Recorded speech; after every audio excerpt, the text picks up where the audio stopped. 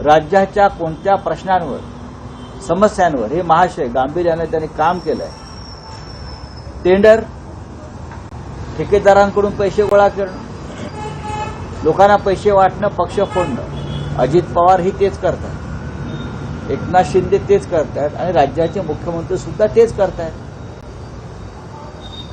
राज्याचे प्रश्न सोडवायचे कोणी, राज्याला प्रतिष्ठा प्राप्त करून द्यायची कोणी, या संदर्भात त्यांच्याकडे काय कोणतं प्लान आहे असं मला वाटत नाही. आहेत ना आज मुख्यमंत्री उपमुख्यमंत्री या लग्न सोहळ्यामध्ये आहे तिकडल्याच. काल कुंभमेळा झाला, आता लग्न सोहळे होतील.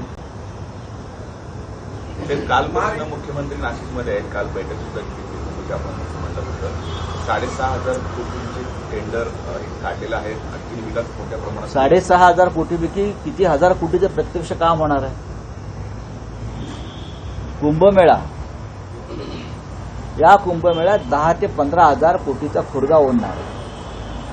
हे आमचं एक सांस्कृतिक धरोहर आहे. कुंभमेळा तो उत्तम पद्धतीनं पार पडला पाहिजे. पण कुंभमेळ्याच्या नावाखाली प्रयागराजपासून नाशिकपर्यंत सरकारी पैशाची कशी लूट होणार आहे हे तुम्ही पाहायला पाहिजे. प्रयागराजमधले सगळे ठेकेदार हे गुजरातमधून आले होते, मला माहिती असं. अगदी नौका, ट्रॅव्हलिंग